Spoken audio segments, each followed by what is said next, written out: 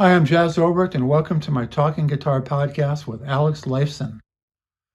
The beloved Canadian band Rush came to San Francisco to play for 3 nights at San Francisco's Cow Palace. Their new album, Grace Under Pressure, was climbing the charts, and I welcomed the opportunity to meet with Alex the afternoon before the first show. To my ears, Alex's taut textural style perfectly mirrored and framed concerns about the ecology, breakdown in international communications, specter of nuclear war, and to some degree personal paranoia. Alex's solos on the record traveled in uncommon directions, blending chorus tones, unique usages of the vibrato, and chord choices that weren't very common in mainstream rock at that time. Recorded over a 4-month period, Grace Under Pressure marked Rush's departure from their regular producer Terry Brown. After auditioning dozens of others, they hired Peter Henderson, who'd worked with Jeff Beck and had engineered Paul McCartney at Abbey Road Studios. He gave Alex a freer hand with the guitar parts, which to me led to Grace Under Pressure's appealing and distinctive sound. Before meeting in a hotel room that Monday afternoon, Alex and I agreed to focus the interview on a track-by-track journey through the album. I hope you enjoy this podcast.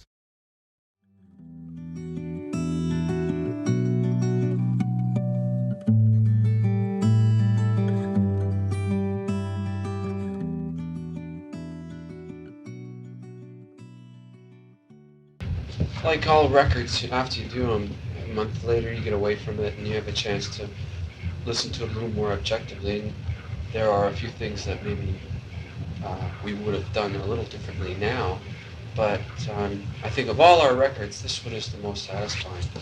Do you have favorite tracks? Not really, no. I like Red Lenses. That's something that's a real departure for us, I think. And I like the feel of Red Sector A. And as a guitar song, I like it. The guitar is quite, for me, it came out exactly the way I wanted it to come out. The guitar seems very lonely, and it translates the lyrics well. Yeah. The lyrics were real interesting. Yeah. I read the paper inspired some of that. Yeah, we were up in Horseshoe Valley, which is north of Toronto, for 2 months. Right. And you know where Horseshoe I'm Valley from is? Detroit. Oh, yeah? Oh, okay. So we were up there for 2 months, and we got the Globe and Mail every morning. And it was delivered to the door, and Neil would spend the days writing. And all summer, all you heard was the breakdown in the arms negotiations, the KAL murders, all this stuff. It just was a real dismal summer for events. Yeah, right. And when Neil was spending the days writing, and this was where he was getting a lot of his input. So, hence the lyrics. Would you consciously adapt your playing to the message of the lyrics then? Yeah, well, often. That's really the way we write. Geddy and I spend a lot of time with the lyrics, if we get the lyrics first. And get a feel for what they're saying and the pacing of the lyrics. And from there, now we have the luxury of making cassettes during sound checks and cataloging all this stuff, so that when we go to write, we have something to go to. And with this one, we had millions of cassettes.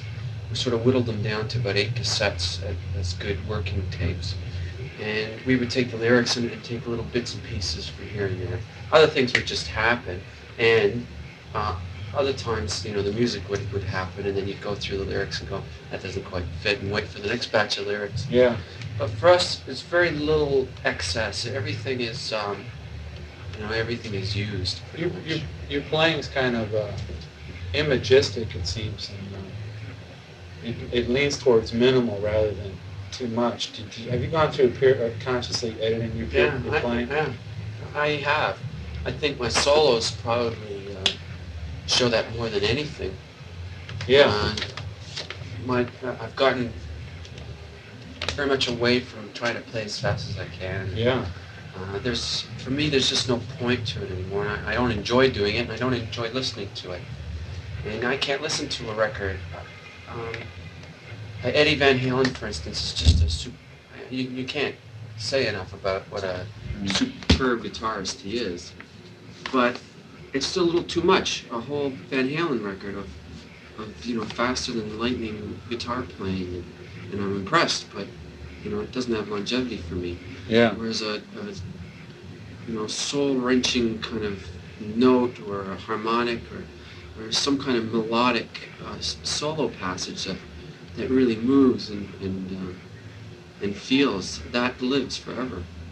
A lot of your playing goes outside the traditional blues rock scales and stuff. Your solos, some of them. Yeah. Yeah, I think again, I it's to be different. I would suppose more than anything else. Will you characteristically try a bunch of different solos and then pick the one that comes closest, or No, I stick to one idea? For me, I've always done solos spontaneously. Okay, tomorrow is solo day, so I can go in, get set up, work on a sound, and then do the solo. Maybe spend 2 days on it, but I've always done it that way. And after a few hours, sometimes you lose direction, take a break, and then you have one spark of an idea, and then it builds from there. And we do a lot of composites. For your readers, that's just taking bits. Well, you know what it is, Yeah. but just bits of solos and putting them together. Oh, and splicing? then I'll redo the whole thing. I'll relearn it, or else if it slides in nicely from one section to the next, I'll keep it. Oddly enough, this record was the first time I went back to the house with my trusty Rockman, and I had a Porta Studio, and I made tapes of the basic tracks, and I worked on a couple of ideas solo-wise. Between the Wheels and After Image and Red Sector A. There were 3 solos that I worked on in my spare time. Now, I had basic ideas for those solos right from when they were written, when we were rehearsing. But they did change a fair bit once I got them in the studio on my own at the house. And then once in the studio again, it gets a little more magic, I guess. What about the Body Electric? That's Body Electric was just right in the studio. Oh, that's impressive. Yeah. One of the characteristics of your playing is sort of that distorted chorus sound. How did you do that? Or what led you to use it, I should say? I started using the chorus on Farewell to Kings, and I used the chorus amp, the Roland chorus amp, the jazz. I think it was called the jazz chorus, and they had the chorus built into the circuitry of the speakers. So the whole amp was the chorus unit, and it was such a beautiful, fantastic sound that as soon as it was available as a unit, I thought this is going to be part of my sound. And I feel very naked without using the chorus now. Very seldom Came do out I. of an amp? Yeah, it was the jazz chorus, the Roland jazz chorus. That was they had it built into the amplifier. That was the first time that I'd heard the chorus. And from there, it came out in the pedal unit with the vibrato on as well. Right. A really big thing. And now, of course, there are all sorts of units. Now I use lofts for chorus. Like for your basic chorus lines, not solos, but lines and songs, how would you set it up? I don't. The amp, like how would you have the settings?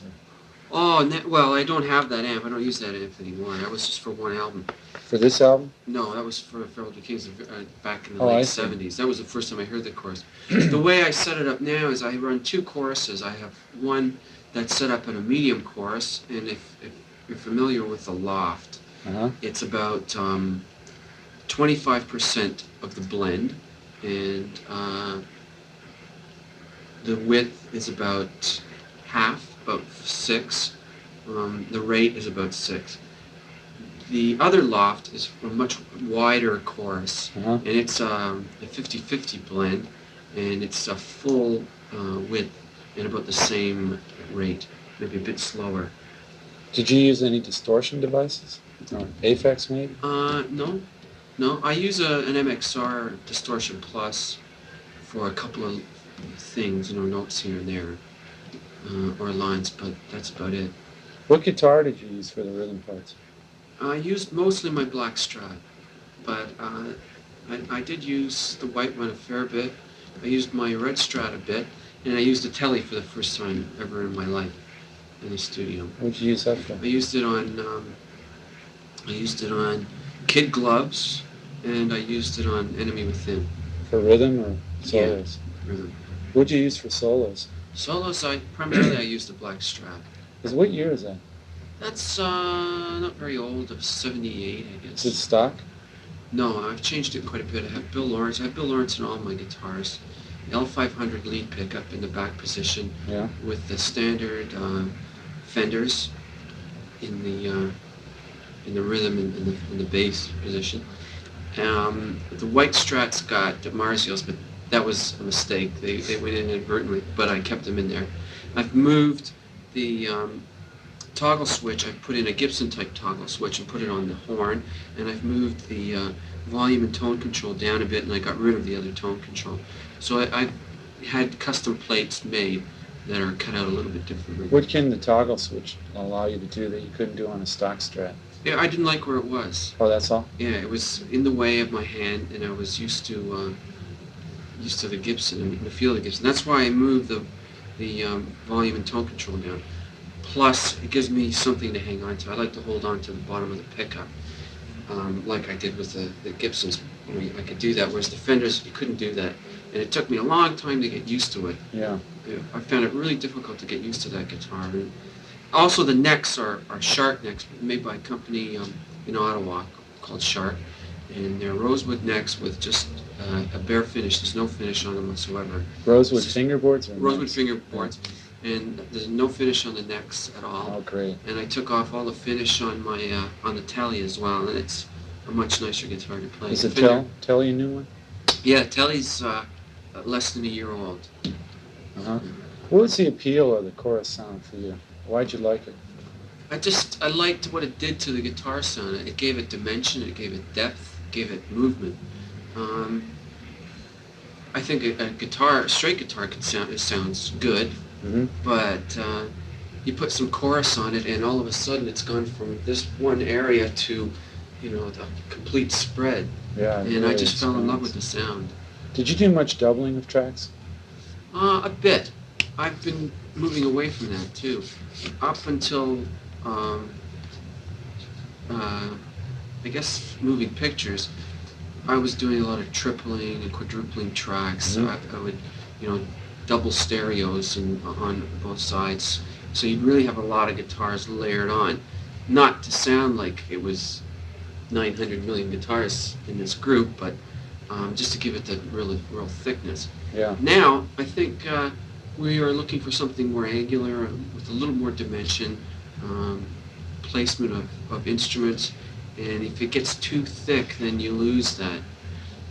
So I've tended to stay away from it, and if I do double, I'll double two very different sounds. Like I'll double the Tele with the Strat. Are there any tracks you did that on? Yeah, Kid Gloves is Tele and Strat. Uh-huh. How does that translate over live? It's not a problem live because everything's pumping a little more live. I've got a pretty good setup for live. We've got 3 amp feeds, plus we have a Rockman feed on stage. So I've got 4 feeds, and we had a direct. I don't think we're using the direct anymore. So the guitar, one of the guitar amps is set real low and real clean. Mm-hmm. So I've got a real good combination of all these things, and John Erickson or Sam can fool around with it and get any kind of balance he thinks is correct. Did you have any other elements in your basic setup in the studio? Other effects or anything? No, nothing other than using a second 80 system, which allowed me to sit in the control room with 180 wireless from the guitar to my effects rack, which I could have in the control room, yeah. And then the other from the effects rack out to the amps, the other side of the studio. What was in the rack? The Excuse me, so choruses? all my effects, yeah. I have 2 lofts. Yeah. I've got a Roland digital delay. What's that? The 3000 SDS 3000, Right. STD 3000. Something like that. I've got an Ibanez HD 1000 harmonizer, Korg 3000, two Yamaha analog delay lines, and a couple of loft parametrics that I'm not using right now. And I have the Delta Lab Super Timeline. Did you use all the stuff on the record? Yeah. As a matter of fact, when we worked with Terry, who was our previous co-producer, a lot of times he didn't want to go with the sound the way I'd always heard it, right, the way it was written. He'd say, let's record the guitar straight, let's get a really good guitar sound, and then we'll put the chorus on later, so we can fool around with the chorus and change it to fit the song. The same thing with echoes. And we did that, and it worked. With Peter Henderson, it was a totally different scene. He said, do whatever you do. Whatever you think is right, just do it. Oh. And it was a really good approach because there was a continuity to the guitar sound throughout the album, right, and to all the songs. So rather than working out a real elaborate delay after the thing was done, it was all there when I was playing it, and you could play off it and felt comfortable with it. Well, what all was going on in your basic sound besides the two choruses? Well, basically, I use the one chorus and echo. That's 80% of the time is what I'm using. For any solo stuff, it's mostly turn the guitar up. Occasionally, on my Morley pedal, I have a boost. I might, switch the boost in to get a little more sustain on a particular note or phrase. But it's basically the chorus and echo. I like echo. I've always liked echo, and things you can do with multi-echoes, bounce them around. But the setup is pretty much the same. Do you play loudly in the studio? Comparatively, no. No, I don't think so. How high would the amp be? As loud as they are on stage. Maybe a little louder in the studio. How high would you normally have, like? Around 6 on the Marshall combos. Did you use Marshalls in the studio as well? Yeah, Marshall combos, and I used a Carvin, a couple Carvin amps as well. A twin 12 and a single 12. Did you use the Marshalls for the solos, or? I use Marshalls for everything. And where did the Carvin fit in? The Carvins I used for ambience. They are incredibly loud. I can't believe how loud those amps are. Really loud, and we could fool around with the graphic EQ on it. So we could sort of tune it to the room so that we could get a little more ambience in the sound, a little more distance. I don't think we did any close miking on the Carvin song. Are there any tracks where you could tell the difference, like which one's a Carvin versus a Marshall? No. Carvin was mostly, as I said, the ambient sound. Yeah. And this time we used close miking techniques, whereas before we always mic'd from a distance. And we used 87s and 414. SM87s? The Neumanns. We used to mic from a distance, and we used particular microphones that are, really crystal clear, great microphones.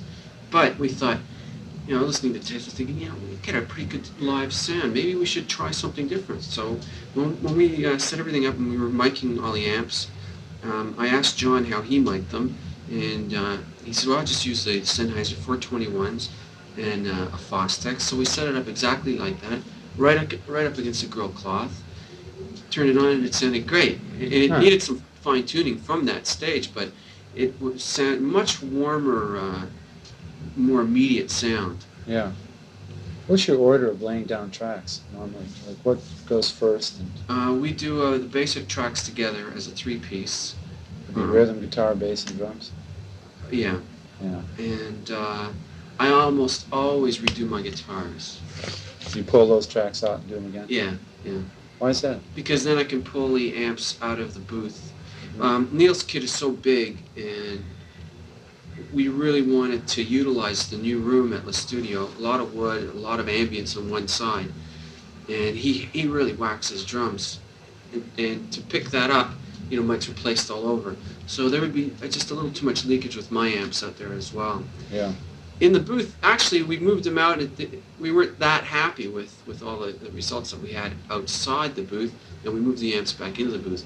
But there again, you have a couple of days or a whole afternoon where you can fiddle with the sound, and you're not keeping anybody else up.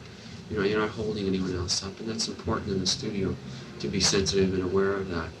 Yeah. So I don't really mind redoing the guitars. It's not a big deal. It takes a little while, but invariably you get a better guitar sound. You can spend a little more time on it, and you can dump it if you want to and start over again. And then, do you do all the basic tracks for the whole album at once, or do you work on one song at a time? We do the whole album. We just move right along, and then we move into the overdub mode. Very seldom do we stop and do guitar overdubs, unless it happens to be a guitar sound that we're happy with, and there are a couple of duff notes or whatever. I'll do it immediately after the song's done while Neil's taking a break. And a lot of times bass is like that too. Get it over with while that is set up, because that's not really going to change that much down the line. Yeah. Whereas a guitar often does. How many tracks do you normally use for guitar on a song? Well, I do all the guitars stereo, so that's really hard to say. I would that we finish up with maybe 6 tracks, but that we use while we're recording maybe 12 or 16. What were you looking for in your solos this time? I was looking for good value for time, more than anything, and a movement away from a flurry of notes, even away from thinking of solos in terms of notes, more in a rhythmic sense. I think I approached it from that more than anything else. This seems to be a trend that's come out in the last 2 or 3 years among players. Yeah. Are there any people you listen to for that, or who might have inspired you at all? There are a lot of guitarists that do play like that. I don't know if they're an inspiration. I think The Edge from U2 does that a lot, and he does that well. I don't think I could say that he's an influence, but he does that well. And I've always liked Midjuri's playing from Ultravox. Uh-huh. And to me, he's a guitarist that has good value. He doesn't stand out, but he uses the instrument well in the context of the band, and I think that's really what it boils down to. I think that's why it's important to approach guitar in this band with that viewpoint, that it's an instrument in a band. It's not a guitar band. We're a musical unit, and we play a number of instruments as a band. Yeah, that's the essence of Rush's sound. It's weird, being trapped behind the bass pedals more and more with each record. You don't get around on stage very much, and I know now how Geddy feels or how he felt when he went to the keyboards, and bass to him was always his first instrument. He never considered himself even a singer. He was always a bass guitarist. More singing, and then the keyboards, and there are songs there where he doesn't even have a bass on, he just plays keyboards. And that was something that he had to really work with. It was a dilemma for him. And I can see that now. There's more to concentrate outside of that primary instrument. Did you play any keyboards or bass pedals on the record? Yeah. I play the bass pedal stuff that I do normally on stage. Do that on the record. We share it, Could you mention any cuts you play bass pedal on? Yeah, Red Lenses, Enemy Within.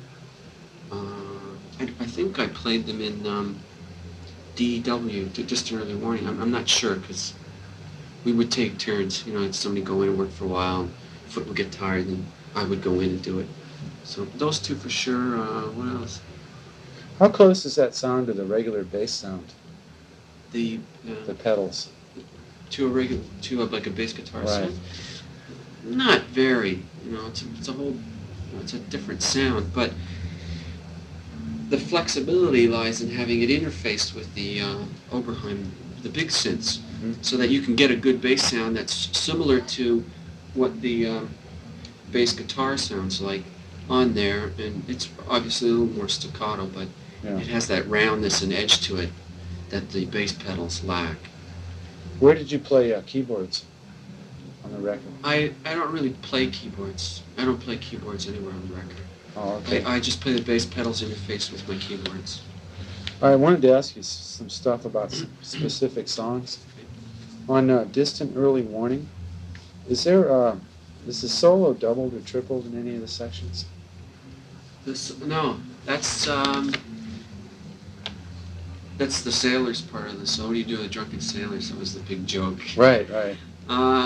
It's just a single guitar, but I've got the harmonizer on it. Oh, that's what did seventh it. on the harmonizer. Oh no, it's a full octave up. Is that an eventide? No, it was the DL5 Delta Lab. Oh, I see. Well, with a line like that, would you characteristically pick it up and down stroke? Yeah. Okay.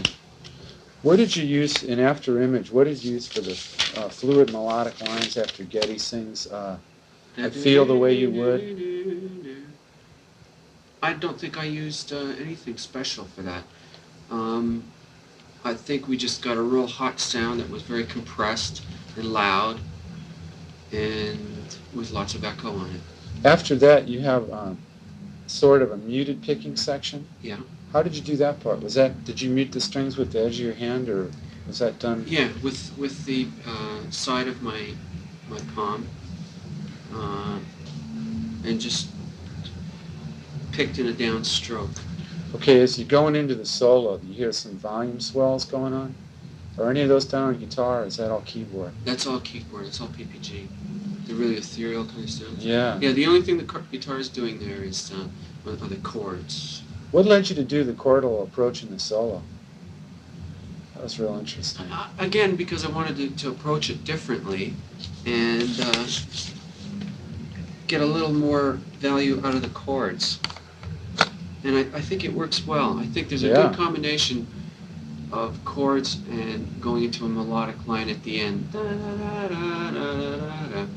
It's a song about a friend of ours that was killed in a car accident. He's a real dear friend, a wonderful human being, really loved life, and that was the sad thing about it. And I didn't want the solo to be, or we didn't even want the song to be like a maudlin type song. Yeah. We wanted it to be positive, because the guy was real positive. Celebrate and it was his sad. life. Yeah, celebrate his life, but there is a sadness to the Yeah. music, and the solo is again just a translation of that, I think. Do you psych yourself up to do a solo like that? Do you put yourself in the mood, or did you think about him or something? Oh yeah, I thought about him. I think about him every time we play that song. I turn the lights down a bit, and it's true. You think about the guy in a particular instance like that, about the guy, and he worked at the studio, so we were right there where he was. Huh? And it just Wow. got you emotional and excited, and that's how That translates. I remember. I don't know how many times my eyes got all teary going into that solo and running it down. Halfway through, you're so fired up playing it, and you go off and you're out of time, and the tape stops, and we'll go to the front. Oh, okay, let's try it again. But you get really emotional with a few things like that. Yeah. Between the Wheels was another solo that was like that for me. It was very gripping because I got tuned into the lyrics, and it's a cry for sanity. Yeah, it's an interesting way to put it. Red Sector A, is that a whammy bar in the beginning of the chords? Yeah. That was real interesting. Do you have any trouble keeping in tune using that? No, it's a Floyd Rose. It's the early type of Floyd Rose without the little tuning units on it. Yeah. And when I got the Shark necks, I decided not to put the locking nuts on, and I have had no problems with the black strap. The white one, very, very few problems. A little bit of graphite in there, and it's okay. And even the red strap, I don't find it necessary to have those locking nuts on there. Sometimes you're playing the full chord strum. How did you make the sound clip right at the end of the last strum? Did you mute it with your hand, or? Yeah, I would mute it with the side of my palm. Oh, that was real effective. Now, the solo in that song, you have the harmonics in there, right? Did you tune your guitar to an open tuning to get those? No, the harmonics, I had the harmonizer on a 7th. So and it gives that really strange oriental effect. Yeah. In the beginning. Is that what the main effect is on That's that? what it is, yeah. Oh, that I thought it sounds was so great cool. after it was done because I thought, people are going to sit around and go, what the hell is this? What We is did. that? How am I going to do that? Yeah. Yeah, those are real simple but effective Yeah, very lines. simple. It's good to hear that, you know? After all the...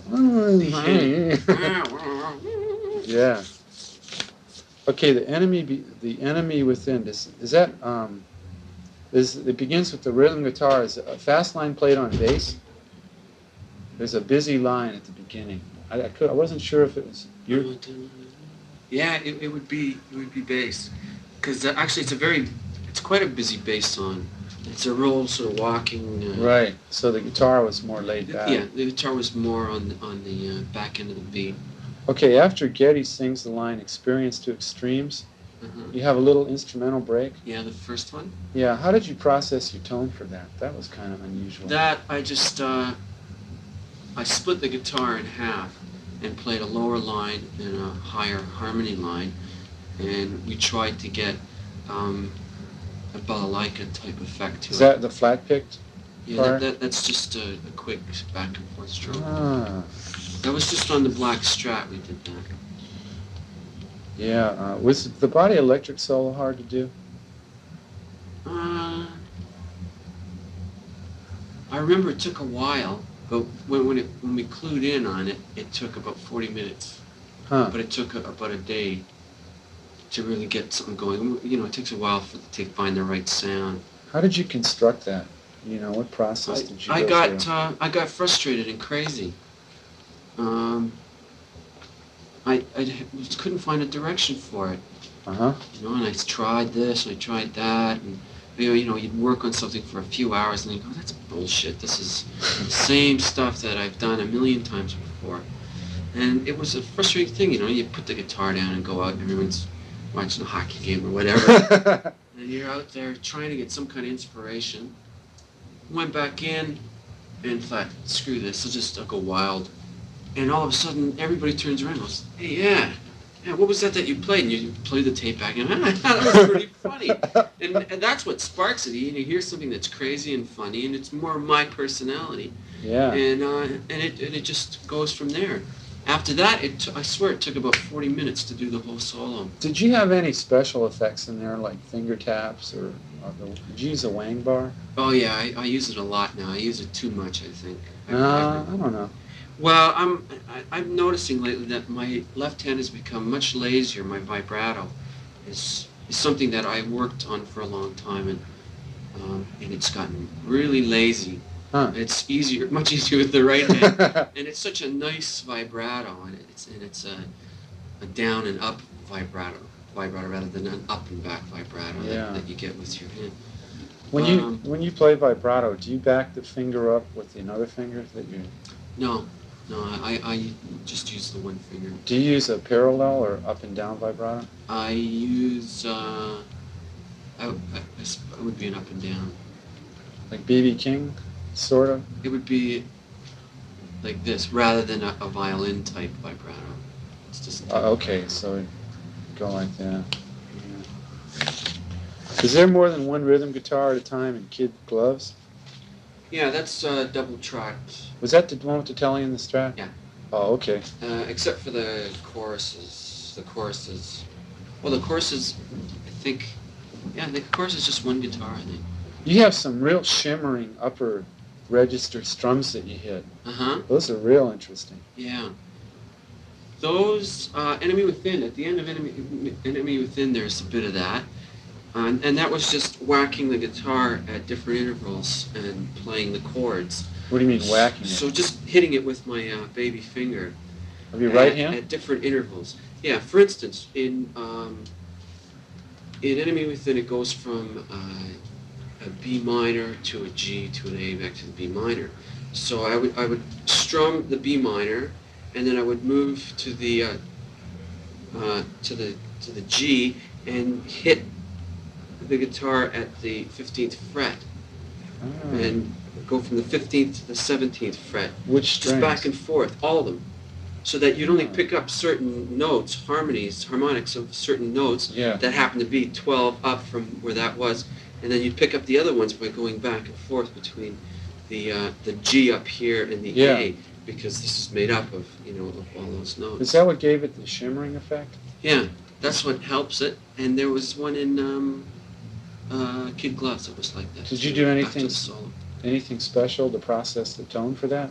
No, that was just doing the rhythm track and tried something different. Oh, that's a great touch. And it started to happen, and we Yeah. hung on to it. Actually, with Enemy Within, Ged reinforced it when he did the keyboards and put it on some keyboards in the background. But we mixed them quite low. It's mostly the guitar bouncing around in that harmonic register there. Do you lay down the guitar on Kid's Gloves before the synthesizer? The keyboard synthesizer? The rhythm guitar, yeah, the basic guitar. Yeah. That's an intriguing solo. You have the harmonics in there. Was that done with the side of the pick? In Kid Gloves? Kid Gloves. For that sort of piercing sound? Yeah. Did you practice that solo before? No, that was totally in the studio. That, again, was another one. It was a real difficult piece. The solo section starts with that one held note. And I kept thinking, okay, what the hell am I going to do? There's no launching point where, like, between the wheels. It would build up, and then you just dive into the solo, and you can pick it up and feel it.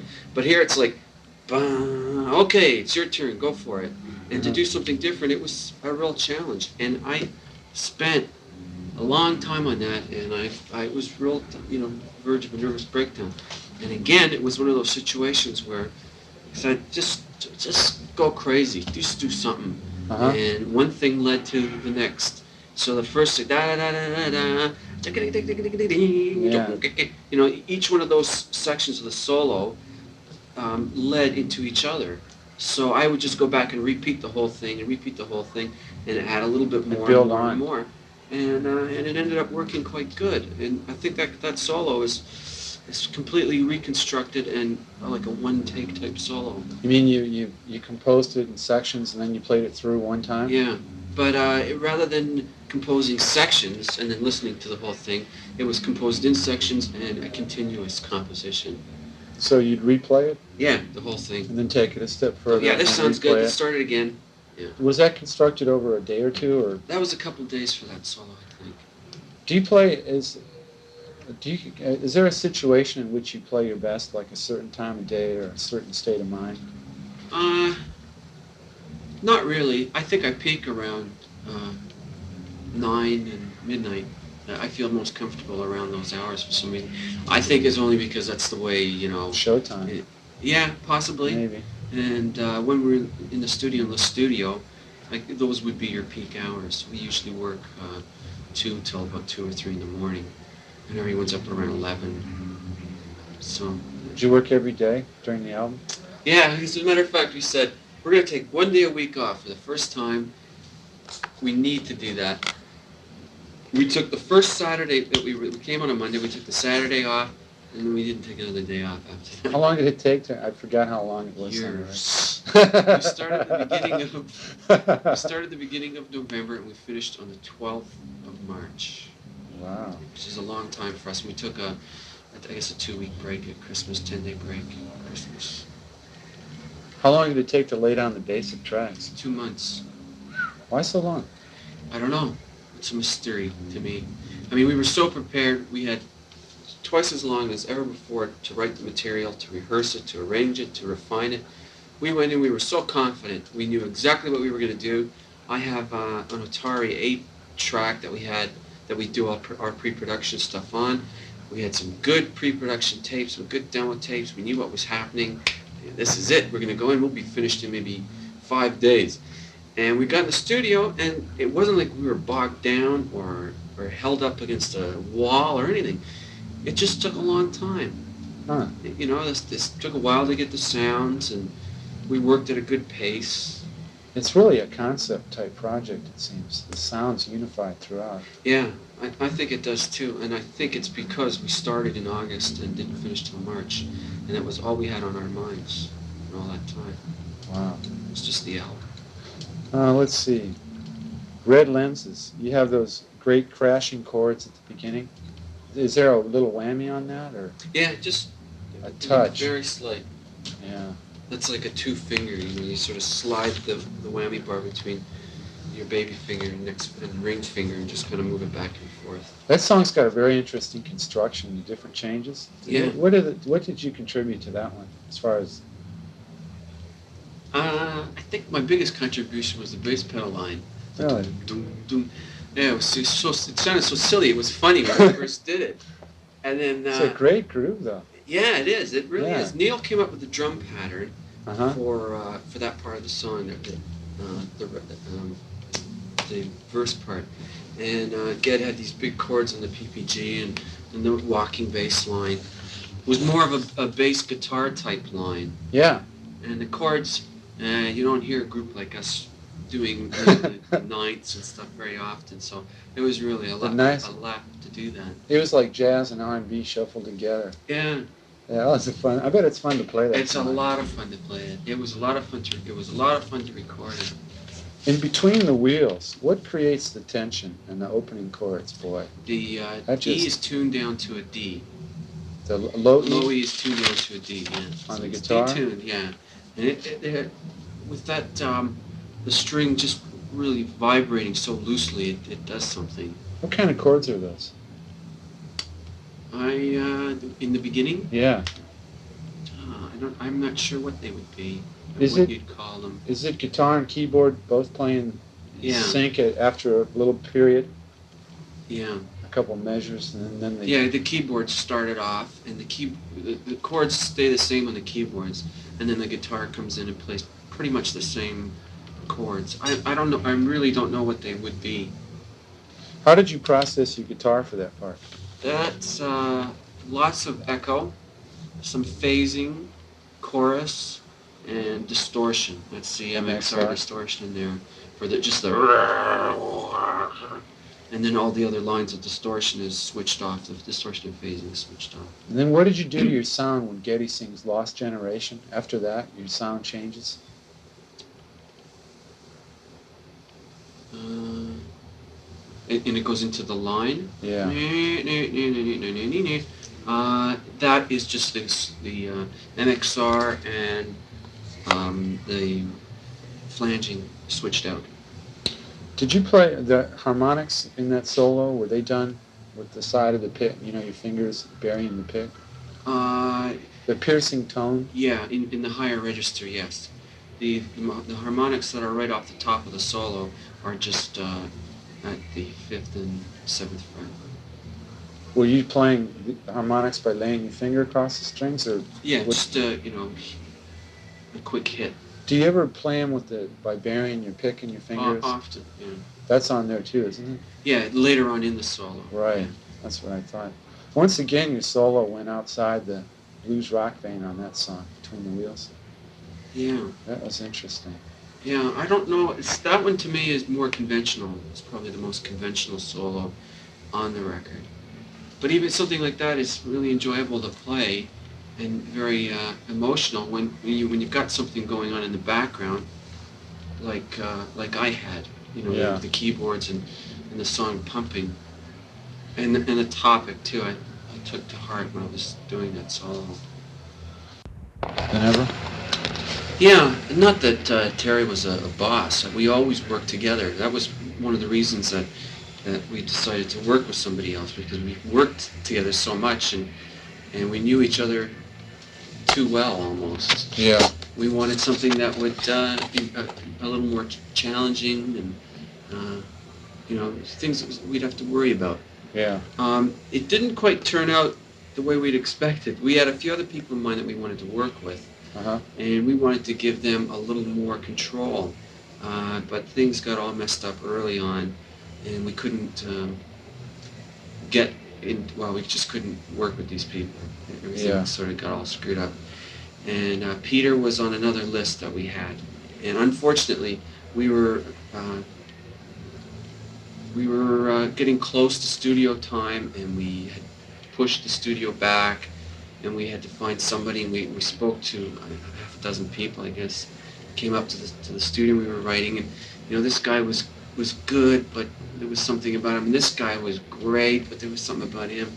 Then Pete came up, and he was the last one, and he said all the right things. And we thought, okay, this is going to work out okay. What were his credentials? Who had he been with? He worked mostly with Supertramp. He's done the Supertramp albums.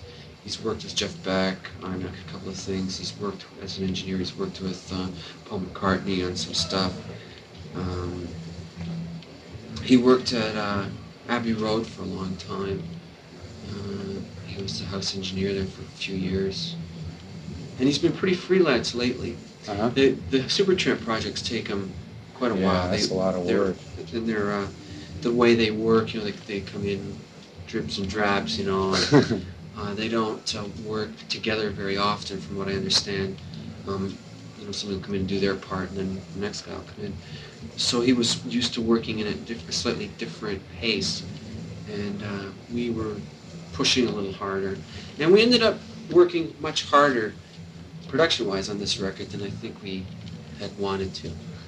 By doing less multi-tracking, do you find this material translates to the stage easier? Do you have to do any compensating? No, because when we go into the studio, we're very, very aware of that. And that's the number one law, is to not do something that we can't reproduce on stage. So, yeah. I mean, when we have a guitar solo, I'm tempted a lot of times to put rhythm guitar in the background because I like the way that sounds. And you have the interaction between the rhythm guitar and the lead guitar. But it's not realistic, so we never do it. Yeah. This was the first record where we went outside a bit and we layered keyboards. We did some stuff on the keyboards that we couldn't do live. But I don't think in the live show we lose that. With the PPG, it's a wonderful keyboard synthesizer, and Geddy's really finding his way around it. It's got some incredible sounds, and that can make up for any sort of overlaying that you might have done that's not there live. But there's an element in the live show that it doesn't really matter, there's the energy and it's all coming off stage. But I always remembered how when I went to see bands and the guitar player didn't play the same solo that he did in the studio, and I have that record at home and I'm going, this is one of my favorite solos of all time, and you go see him, he doesn't play, the guy's a bum. I always thought like that, and that's why I always try to do it, just the way it was written, and I don't very often move outside of that. You give them what they want. Yeah. How did you wear away the skin on your hand? I have eczema, and I'm just in a bad state. Actually, this is the start of it getting bad. It was great for 3 weeks. It was like beautiful, nice and clear. Then it cracks here, it cracks here. This is the worst one. Does it affect your playing? It runs on the strings, all the chords, on the bar chords. Oh, man. So it stays open and it bleeds for a few weeks. Is that nerve related? It's congenital. I got it from my mom. It's just a skin disorder like psoriasis. Yeah, right. Is there anything else you can think to add about the album? It's gone top 10, hasn't it? Yeah, it went top 10 2 weeks ago, I think. Isn't it? Is it your fastest climbing album? Yeah, I think it is, and fastest selling. Yeah, things are going, really good for it. Yeah. It's nice doing the stuff from that album. I really like it. But then each album's like that. The first couple of months you really enjoy playing this stuff from that record. But there is something about it that's, I think, a departure from our other material, and it makes it a lot more fun, more interesting to play it live.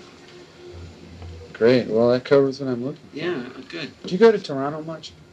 I live in Toronto. Is Yonge Street still fairly hip? I used to go there a lot as a kid. I loved driving there in the early 70s, late 60s. When was the last time you were in Toronto?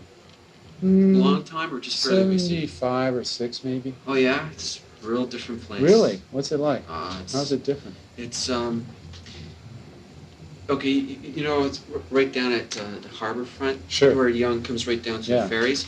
They're tearing all that up. They're building townhouses and apartments, the real pricey condominiums, parks. The whole scene is happening down there. A lot of new buildings. There's a real polish and cleanliness to Toronto. Always. It's really, it always was, but it's moving into the 20th century, or the 21st century. I always thought it was the most advanced city in North America, boy. Yeah, even when I was then a kid. it was. Yeah.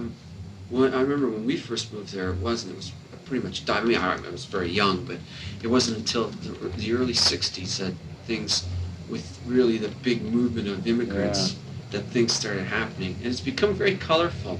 Oh, I remember the street lights, like when the hippie days, all the people. That was wonderful. Yeah, in Yorkville. Yeah. We'd drive there. Yeah, I remember those days. I remember too. Blur and Bay Streets and Yeah. all the old churches. God, I love Yeah. that town. Yeah, Yorkville. It's amazing what it used to look like. I Not even remember 10 it as years like ago. incense peddlers and Yeah, hippie girls. Yeah. and all the nightclubs, the little spots, the Really? Flick. Little dives There and was a everything. penny farthing. There was a penny I farthing. remember that. Yeah, the riverboat was there. Sure. All those places. Now you go there and it's like money. Oh, is it? Yeah, it's all boutiques, really expensive shops, real tourist trap. I mean, it's packed in the summer. It's packed all the time. Too bad. And instead of people packed in the streets, it's mostly Mercedes and. That was a favorite place to take a girl for a weekend that wasn't expensive, but a hell of a good time. Always something going on. Yeah. Yeah, it's a good city. I like it. Been around to a lot of cities and had a chance to see quite a few, and I don't think I'd like to live anywhere else. Yeah. If I was up there, I think that's where I'd be. Yeah. It's better than Detroit. Yeah. Well, that covers it.